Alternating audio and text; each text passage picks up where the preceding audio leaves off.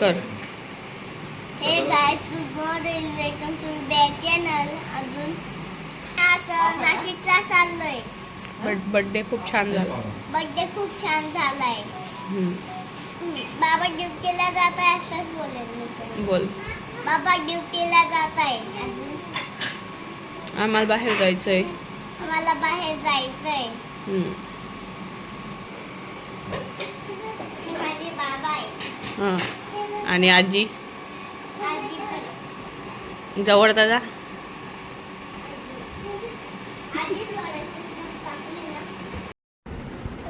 तर अधिक मासात आईची ओटी भरती हे मी आता रिसेंटली बघितले होते. तर म्हटलं चला आईसाठी आपण एवढं तर करूच शकतो. तर मग मी पण आईसाठी सगळं नेलं होतं आणि माझ्या काकूची पण मी ओटी भरणार होती. तर आधी आईची ओटी भरून, तर काकूला मुलगी नाही म्हणून काकूची पण ओटी मी भरणार होती. काकू पण मला तेवढा जीव लावते. इथं आईची ओटी भरून झाल्यावर मी तिथं काकूकडे जाणार होती. आता आम्ही काकूकडे जातोय. याला सांग बरं तू पहिले. 9 वाजले. आम्ही रेडी पण झालोय आणि आता निघतोय. तर इथं उतरल्या पा छान कबूतर दिसले आम्हाला. दाणा खात होते आणि पुढे आम्ही निघालो काकूकडे जायला. इथं गल्लीतच आहे काकूचं घर आणि काकूचं इथं ऑपरेशन झालं आहे म्हणून काकू झोपलीच होती. काकू जास्त उठली नाही किंवा बसली. आणि त्यांची कुत्री आहे जेनी. तर हे मुलं घाबरत होते तिला. आणि आजी पण असते माझी. आजी काहीतरी कामं आवरत होती मागे म्हणून आजी नाही दिसली इथं. नाही केलं. मी सामान पाहू शकतात किती. तिकडून मी एकच बॅग घेऊन आलेली आहे. इथून मला नाही माहिती मी कशी घेऊन जाणार एवढं सामान. पण हे सगळं आईचं प्रेम आहे. हे पण घेऊन जा, ते पण घेऊन जा, ते पण घेऊन जा. तर ठीक आहे, घेऊन जाऊ आपण.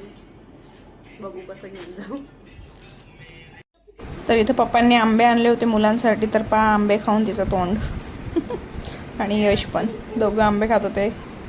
आणि पप्पांनी जलेबी फाफडासुद्धा आणला होता कारण इथं छान नाही मिळत. मला तिथलाच आवडतो म्हणून आमच्यासाठी परत जलेबी फाफडा आणला होता आज पण. तर इथं आम्ही मोंटूची टपली केली. ती इतकी रडली प्रचंड रडली होती ती. तर खूप जास्त रडली होती ती. तुम्ही बघा व्हिडिओमध्ये पूर्ण बघा. तर हे पहा तिला फार रडू येत होतं. हे पाहून घ्या तुम्ही. इतके 4 लोकांनी आम्ही धरलं होतं तरी ती धरली जात नव्हती. तरी तिला 3-4 ठिकाणी लागून पण गेलं. तिला आम्ही टकली का केली कारण तिला केस म्हणजे येतच नाही एवढे जेवढे पाहिजे तेवढे. दाट केस नाही येते. त्याच्यामुळे 3-4 वेळा टकली केली की येतात. तर हे तिचं 3rd टाईम होतं. तर ठीक आहे म्हटलं आता हे लास्ट टाईम होतं. आता याच्यानंतर कधीच नाही करणार कारण खूप जीव जात होता माझासुद्धा. ती एवढी रडत होती तर. आणि म्हटलं नको, एकदा ब्लेड लागून गेलं मग ते करावंच लागतं म्हणून. नाही तर मी केलंच नसतं. 2 मिनिटं फक्त राहू द्या. काय नाही 2 मिनिटं दादा. चला चला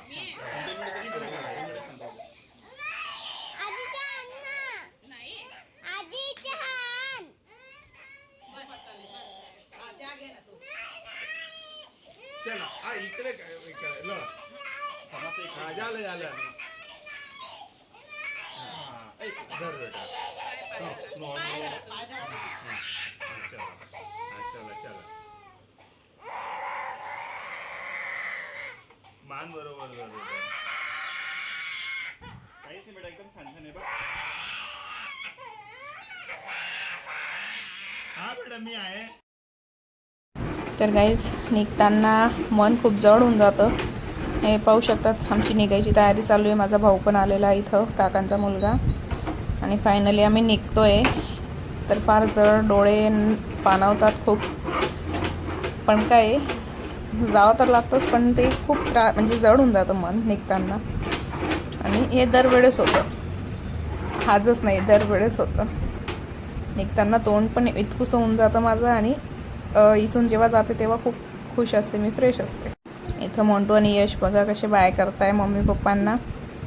आणि पप्पा त्याला रागवत आहे खाली खेळायला जायचं नाही, मम्मीला त्रास द्यायचा नाही. मोंटू लिटरली आमच्या बॉक्समधून खाली उतरून गेली होती मला नाही यायचं म्हणून. मला थांबायचं आहे. यश पण म्हणत होतं मला थांबायचं आहे, पण आमचं तिकीट झालेलं होतं, मग जावंच लागणार होतं. तर इथं फार गरम होत होतं, प्रचंड गरम वाफा लागत होत्या आम्हाला खरंच.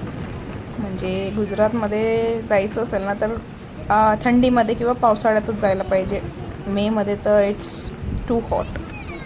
हालत खराब होऊन गेली होती माझी. तर खूप त्रास झाला मला यावेळेस. मला कधी होत नाही, पण मला यावेळेस फर्स्ट टाईम खूप त्रास झाला उन्हाचा.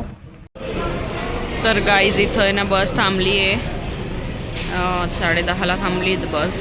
यश आणि मोंटू आणि दर्शन पण जेवण करत आहे, पण मी नाही करत आहे.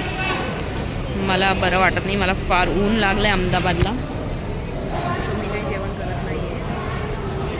तर आजचा ब्लॉग मी इथं एंड करते. भेटूया आपण नेक्स्ट ब्लॉगमध्ये.